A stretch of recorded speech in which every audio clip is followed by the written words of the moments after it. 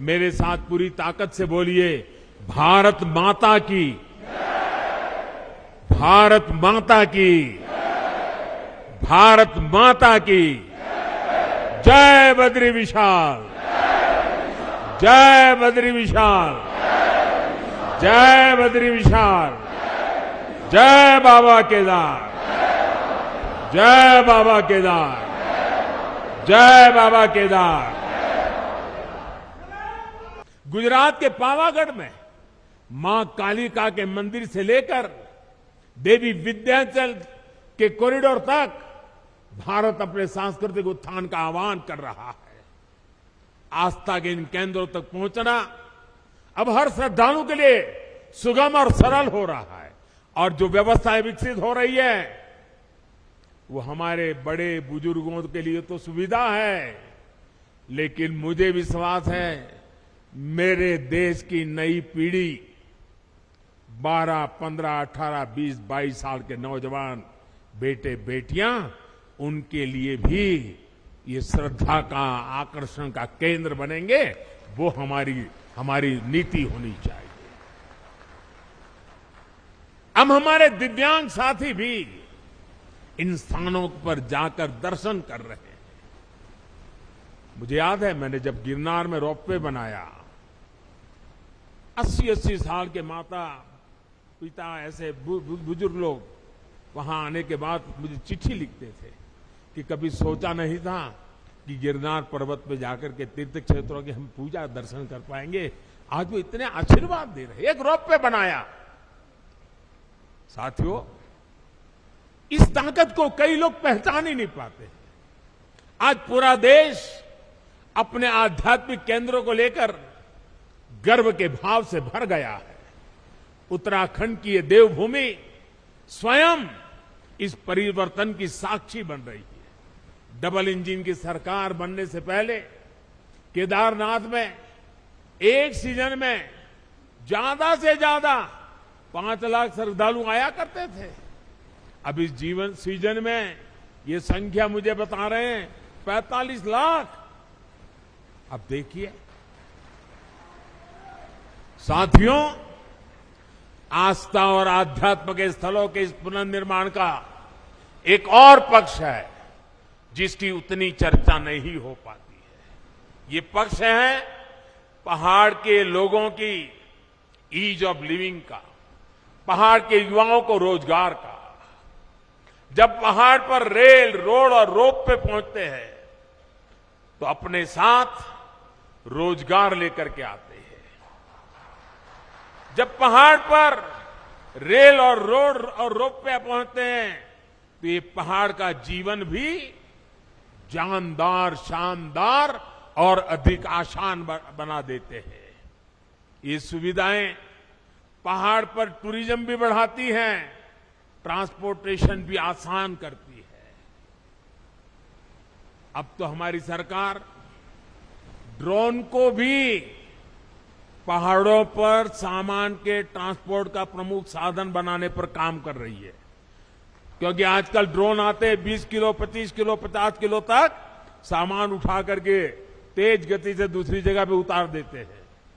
हम उसको लाना चाहते हैं क्योंकि आपके यहां जो फल सब्जी पैदा होती है वो ताजा ताजा बड़े शहरों में पहुंचे ताकि आपको ज्यादा कमाई हो। और मैं आज हिंदुस्तान के सीमा पर देश की रक्षा कर रहे गांववासियों के बीच आया हूं। तब अभी मैं, आप जो हमारी माताएं बहनें, सेल्फ हेल्प ग्रुप की बहनें जो उत्पादन पैदा करती है, जो मसाला, वो पहाड़ी नमक, ये सारी चीजें मैं देख रहा था। और पैकेजिंग वगैरह में बस सचमुच में मेरा मन बड़ा प्रसन्न कर गया जी। माताओं बहनों को प्रणाम करता हूं, क्या बढ़िया काम किया आपने। लेकिन मैं यहां से, हिंदुस्तान भर से जो प्रवासी आते हैं, जो यात्री आते हैं, जो एडवेंचर के लिए आते हैं, जो श्रद्धा के लिए किसी भी तरीके से क्यों ना आते हो, एक जीवन में व्रत बनाइए कि आप यात्रा में जितना खर्चा करते हैं, ट्रैवलिंग का खर्चा करते होंगे, खाने के पीछे खर्चा करते होंगे, बड़ी होटल में रहने के लिए खर्चा करते होंगे। आप मन में एक व्रत बनाइए, मैं सभी 130 करोड़ देशवासियों को हिंदुस्तान के उस गांव से बता रहा हूं जो चीन के सीमा पर भारत का ये सीमा पर रखवाली करने वाले गांव के बीच से बोल रहा हूं। मैं उनकी तरफ से बोल रहा हूं, आप जहां भी जाएं यात्रा करने के लिए, इस कठिन क्षेत्र में आए या पुरी चले जाएं या कन्याकुमारी चले जाएं या सोमनाथ, कहीं पर भी जाए, एक संकल्प कीजिए। जैसे मैं वोकल फॉर लोकल की बात करता हूं ना, मैं आज एक और संकल्प के लिए प्रार्थना करता हूं, और देशवासियों को प्रार्थना करना है तो मेरा हक बनता है जी। मैं आदेश तो नहीं दे सकता हूं, प्रार्थना तो कर सकता हूं। मैं प्रार्थना करता हूं, आप जितना खर्चा करते हैं तय कीजिए, कम से कम 5% जो टोटल खर्चा आपका यात्रा का होगा उसमें 5%, अगर 100 रुपया खर्चा करते हो तो 5 रुपया उस इलाके में जो कुछ भी स्थानीय उत्पाद है, स्थानीय लोग जो बनाते हैं, आप उसको जरूर खरीदिए। आपके घर में है तो दूसरा लेके जाइए, किसी को भेंट दे दीजिए, लेकिन वहां से जरूर लेके जाइए। आपको मैं विश्वास दिलाता हूं भाइयों बहनों, इन सारे क्षेत्रों में इतनी रोजी रोटी मिल जाएगी। अभी मुझे माताएं बहनें कह रही थी कि इस बार यात्री इतने आए, मैंने कहा कितनी बिक्री हुई, तो जरा पहले तो शर्मा गए बताते बताते। मैंने कहा नहीं बताइए बताइए। फिर उन्होंने कहा 2.5 लाख रुपए का बिक गया इस बार। उनको इतना संतोष था। अगर सब यात्री, सभी प्रवासी जहां जाए वहां स्थानीय जो गरीब लोग पैदा करते हैं, वैसी स्थानीय बनी हुई चीज 5% बजट ये जोड़ दीजिए, आप देखिए आपको जीवन में संतोष होगा। और घर में रखेंगे, बच्चों को बताएंगे कि देखिए हमने उस साल जब उत्तराखंड गए थे ना, ये तस्वीर तो तुझे अच्छी लगती है, उस तस्वीर के पीछे तो हमने 20 रुपया खर्च किया है, लेकिन ये जो छोटी चीज दिखती है ना, वहां की एक बूढ़ी मां बना रही थी, मैं उससे लेकर के आया था। आपको आनंद होगा, आपको संतोष होगा। इसलिए मैं आज यहां से पूरे देश को प्रार्थना कर रहा हूं, मेरे प्यारे भाइयों बहनों, पहाड़ के लोगों की पहली पहचान यही होती है कि वो बहुत मेहनती होते हैं। उन्हें उनके साहस, उनकी जुझारू प्रवृत्ति के लिए जाना जाता है। वो प्रकृति के प्रति शिकायत नहीं करते हैं, संकटों के बीच जीना सीख लेते हैं जी। लेकिन साहब, पहले की सरकारों के समय पहाड़ों के लोगों के सामर्थ्य को उनके खिलाफ ही इस्तेमाल किया गया। दशकों तक सरकारें ये सोचकर पहाड़ की उपेक्षा करती रही कि वो मेहनतकश लोग हैं, पहाड़ जैसा उनका हौसला है, अरे उनकी तो ताकत इतनी है, उनको तो कुछ जरूरत नहीं, चल जाएगा। ये उनकी ताकत के साथ अन्याय था। उनकी ताकत है इसका मतलब ये तो नहीं है कि उनको ऐसे ही रहने दिया जाए, उनको भी तो सुविधा चाहिए। मुश्किल हालतों में पहाड़ के लोगों को मदद मिलनी चाहिए। जब सुविधाएं पहुंचाने की बात हो, जब सरकारी योजनाओं का लाभ पहुंचाने की बात हो, तो पहाड़ के लोगों का नंबर सबसे बाद में आता था। इस सोच के साथ देश कैसे आगे बढ़ता? पहाड़ के लोगों के साथ हो रहे इस अन्याय को मुझे समाप्त करना ही था। इसलिए पहले जिस इलाकों को देश की सीमाओं का अंत मानकर नजरअंदाज किया जाता था, हमने वहां से समृद्धि का आरंभ मानकर काम शुरू किया है। पहले देश का आखिरी गांव जानकर जिसकी उपेक्षा की जाती थी, हमने वहां के लोगों को अपेक्षाओं पर फोकस पर करके काम करना शुरू किया है। पहले देश के विकास में जिनका योगदान को महत्व नहीं दिया गया, हमने उन्हीं को साथ लेकर प्रगति के महान लक्ष्यों की ओर बढ़ने का संकल्प किया है। हमने पहाड़ की उन चुनौतियों का हल निकालने की कोशिश की है जिससे जूझने में वहां के लोगों की बड़ी ऊर्जा व्यर्थ हो जाए, वो हमें मंजूर नहीं है। हमने हर गांव तक बिजली पहुंचाने का अभियान चलाया, जिसका बहुत बड़ा लाभ मेरे पहाड़ के भाई और बहनों को मिला। मुझे यहां गांव की सरपंच मां एक बहन से मिलना हुआ। मैं पूछ रहा था शौचालय बन गए? अरे बोले साहब बन गए। मैंने कहा पानी पहुंच रहा है? बोले पाइप लग रही है। इतनी चेहरे पर खुशी थी, अपने गांव में काम होने का आनंद था उनके। सरपंच महिला थी, बड़े गर्व से मुझे बता रही थी। हमने हर घर जल का अभियान चलाया, जिसकी वजह से आज उत्तराखंड के 65% से ज्यादा घरों में पाइप से पानी पहुंच चुका है।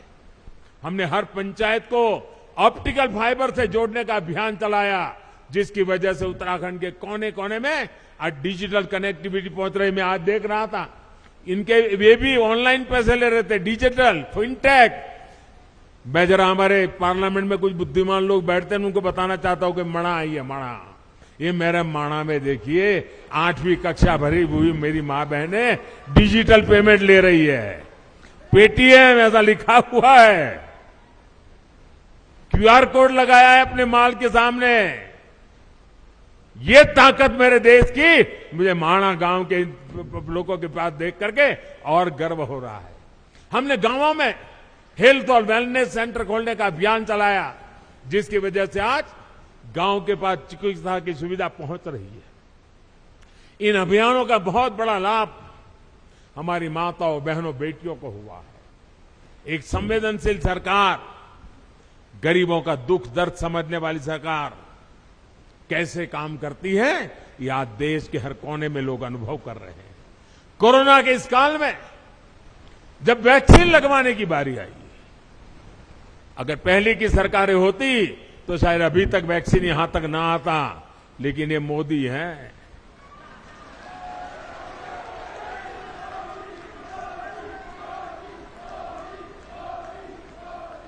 मैंने कहा कोरोना जाए उसकी ज्यादा तेजी से मुझे वैक्सीन पहाड़ों में ले जानी है, और मैं सरकार को बधाई देता हूं। मेरे उत्तराखंड और मेरे हिमाचल 2 प्रदेशों ने सबसे पहले वैक्सीनेशन का काम पूरा कर दिया भाई। इस वैश्विक महामारी में लोगों को भूखमरी का शिकार ना होना पड़े, बच्चों को कुपोषण का शिकार ना होना पड़े, इसके लिए हमने प्रधानमंत्री गरीब कल्याण अन्न योजना शुरू की। इस योजना की वजह से उत्तराखंड के भी लाखों लोगों को मुफ्त अनाज मिला, और हमने पक्का किया किसी गरीब के घर में भी कोई दिन ऐसा नहीं होना चाहिए जब घर में चूल्हा न जला हो, रोटी न पकी हो, कोई बच्चा भूखा सोया हो। वो दिन मैं देखना नहीं चाहता था, और हम सफलतापूर्वक कर पाए भाइयों बहनों। कुछ समय पहले ही हमारी सरकार ने उस अवधि को और 3 महीना बढ़ा दिया है, ताकि इस त्योहारों के दिनों में हमारे गरीब परिवारों को दिक्कत न हो। डबल इंजन की सरकार के प्रयासों से अब उत्तराखंड में विकास कार्यों में फिर तेजी आ रही है। जो लोग घर से पलायन करके चले गए थे, अब अपने पुराने घरों में लौटने लगे हैं। होम स्टे, गेस्ट हाउस, ढाबों, छोटी छोटी दुकानों में अब रौनक बढ़ने लगी है। इन सुविधाओं से उत्तराखंड में पर्यटन का हो रहा है विस्तार, यहां के विकास को भी गति देने वाला है। मुझे खुशी है कि डबल इंजन की सरकार यहां के युवाओं को होम स्टे की सुविधा बढ़ाने के लिए, युवाओं के स्किल डेवलपमेंट के लिए निरंतर आर्थिक मदद दे रही है। सीमावर्ती क्षेत्रों से युवाओं को एनसीसी से जोड़ने का अभियान भी यहां के युवाओं के उज्जवल भविष्य के लिए तैयार हो रहा है। पूरे देश में सीमावर्ती क्षेत्र में जो अच्छी स्कूल होगी, अब एनसीसी हम वहां चलाएंगे। अहमदाबाद, मुंबई, चेन्नई, वहां एनसीसी 75 साल चली, अब एनसीसी चलेगी इन गांवों में। मेरे गांव के बच्चों को मिलेगा लाभ।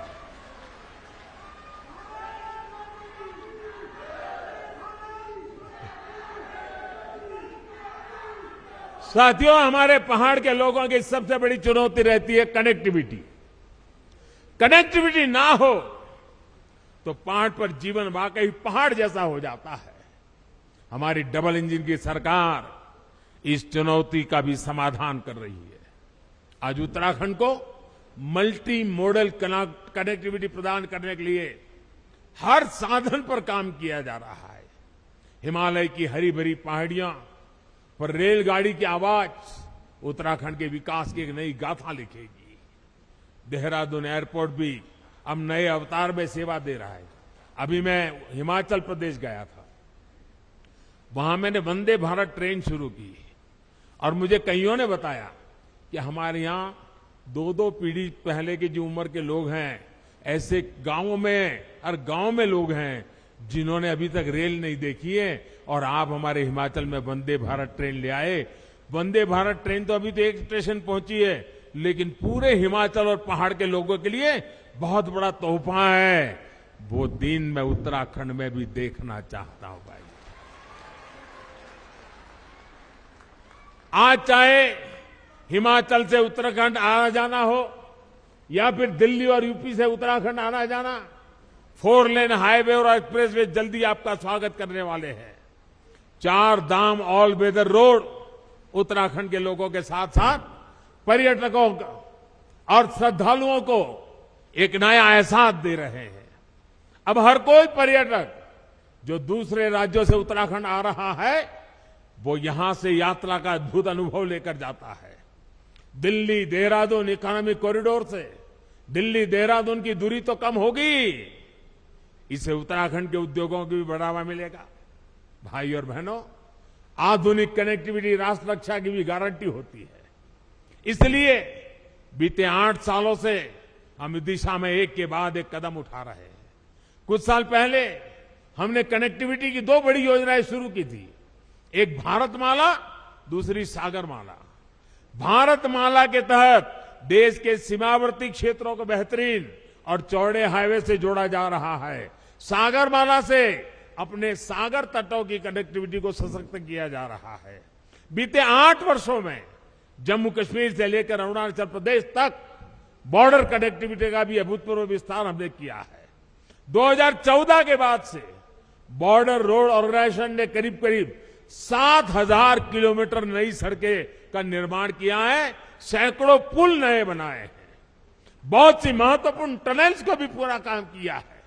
एक समय था जब बॉर्डर किनारे सड़क बनाने के लिए भी दिल्ली से मंजूरी लेनी जरूरत पड़ती थी। हमने न सिर्फ इस बाध्यता को समाप्त किया, बल्कि बॉर्डर किनारे अच्छी सड़कें बनाने पर, तेजी से सड़कें बनाने पर जोर दे दिया। अब पहाड़ी राज्यों की कनेक्टिविटी को और बेहतर बनाने के लिए हमने विशेष तौर पर, जैसे सागरमाला है वैसे भारतमाला है, वैसे अब पर्वतमाला का काम आगे बढ़ने वाला है। इसके तहत उत्तराखंड और हिमाचल में रोपवे का एक बहुत बड़ा नेटवर्क बनना शुरू हो चुका है। हमारे यहां जब हम बॉर्डर की बात सुनते हैं तो यही मन में आता है कि वहां सिर्फ फौजी साथी होंगे, बाकी सब वीरान होगा। लेकिन इस धारणा को भी हमें बदलना है और धरातल भी इसको हमें बदल के रहना है। हमारे बॉर्डर के गांवों में चहल पहल बढ़नी चाहिए, वहां विकास जीवन का उत्सव बनना चाहिए, ये हम प्रयास कर रहे हैं। और हम तो कहते हैं जो कभी गांव छोड़ करके गए हैं उनको अपने गांव वापस लौटने का मन कर जाए, ऐसा मुझे जिंदा गांव खड़े करने हैं। और मैं कह रहा हूं ऐसा नहीं, मैं करके आया हूं। गुजरात के अंदर पाकिस्तान की सीमा पर आखिरी गांव है कच्छ के रेगिस्तान में धोरडो। आज धोरडो बहुत बड़ा टूरिस्ट सेंटर बना हुआ है, लाखों लोग हर साल आते हैं, वहां के लोगों के लिए करोड़ों रुपए का व्यापार होता है। आखिरी गांव को जिंदा कर दिया, उसके कारण पूरा इलाका जिंदा हो गया। अभी मैंने पाकिस्तान की सीमा पर गुजरात का एक दूसरा इलाका है, रेगिस्तान में नालाबेट, एक तीर्थ स्थान था, नालाबेट की जगह पर एक मां का स्थान था, वहां बहुत बड़ा स्थान बना दिया। और अभी उत्तराखंड के अफसरों को मैंने भेजा था, जरा देख के आइए क्या माणा के आसपास हम ऐसा कुछ कर सकते हैं क्या। मैं सोच रहा हूं, मैं बॉर्डर के गांवों में कुछ न कुछ होना चाहिए दिमाग में खपाए बैठा हूं, और इसलिए मैं आज आया हूं क्योंकि मैं उसको जरा और बड़ी बारीकी से समझना चाहता हूं। और यहां माणा से माणा पास तक जो सड़क बनेगी, उससे मुझे पक्का विश्वास है टूरिस्टों को आने जाने के लिए एक बड़ा नया युग शुरू हो जाएगा। लोग अब बद्री विशाल से वापस नहीं जाएंगे, जब तक माणा पास नहीं जाते वापस नहीं जाएंगे। वो स्थिति मैं पैदा करके रखूंगा भाई। इसी प्रकार जोशीमठ से मलारी सड़क के चौड़ीकरण के सामान्य लोगों के साथ ही हमारे फौजियों के लिए भी बॉर्डर तक पहुंचना बहुत आसान होगा। भाई और बहनों, हमारे पहाड़ी राज्यों की चुनौतियां भी एक जैसी है। विकास की आकांक्षाएं भी बहुत प्रबल है। विशेष रूप से उत्तराखंड और हिमाचल तो भूगोल और परंपरा के हिसाब से भी एक दूसरे से कई मामलों में जुड़े हुए हैं। एक गढ़वाल है और उत्तरकाशी के देहरादून के उस तरफ आपके शिमला और सिरमौर आ गए। जौनसार और सिरमौर के गिरिपार में तो अंतर करना भी कोई बहुत मुश्किल होता है। मैं तो अभी हिमाचल के अनेक क्षेत्रों में जाकर आया हूं, वहां उत्तराखंड की बहुत चर्चा है। हिमाचल वाले कह रहे हैं कि जिस प्रकार उत्तराखंड ने तेज विकास के लिए, धरोहरों, आस्था के स्थानों को विकास के लिए, बॉर्डर और पहाड़ी क्षेत्रों की सुविधा बढ़ाने के लिए डबल इंजन के सरकार को दोबारा ले आए हैं, वही मंत्र हिमाचल को भी प्रेरणा दे रहा है। मैं उत्तराखंड को फिर विश्वास दिलाता हूं कि आपकी आशा व आकांक्षाओं को पूरा करने के लिए हमारी मेहनत कभी कम नहीं होगी। मैं बाबा केदार और बद्री विशाल से इस जन विश्वास पर खरा उतरने का आशीर्वाद मांगने भी यहां आया हूं। एक बार फिर विकास के लिए, विकास की परियोजनाओं के लिए मैं आप सबको बहुत बहुत बधाई देता हूं। और इतनी बड़ी तादाद में आप आशीर्वाद देने आए, माताएं बहनें आई।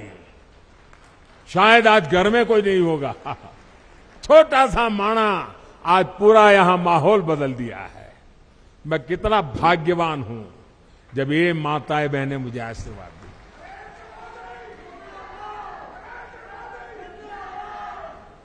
आज सचमुच मेरा जीवन धन्य हो गया है। मैं दीपावली की आप सभी को अग्रिम शुभकामनाएं देता हूं और मैं आपके उत्तम स्वास्थ्य के लिए, आपके बच्चों की उत्तम प्रगति के लिए बद्री विशाल के चरणों में प्रार्थना करते हुए मेरी वाणी को विराम देता हूं। मेरे साथ पूरी ताकत से बोलिए, भारत माता की, भारत माता की, भारत माता की जय बद्री विशाल, जय बद्री विशाल, जय बद्री विशाल, जय बाबा केदार, जय बाबा केदार, जय बाबा केदार।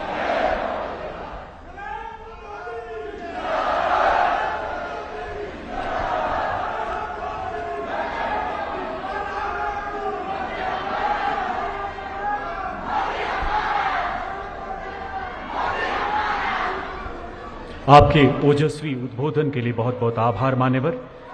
आपके वचनों की प्रतिबद्धता में, आपकी वाणी की दिव्यता में, नेतृत्व की प्रबलता में विश्व पटल पर पुनः विश्व गुरु सा उभरता हिंदुस्तान नजर आता है।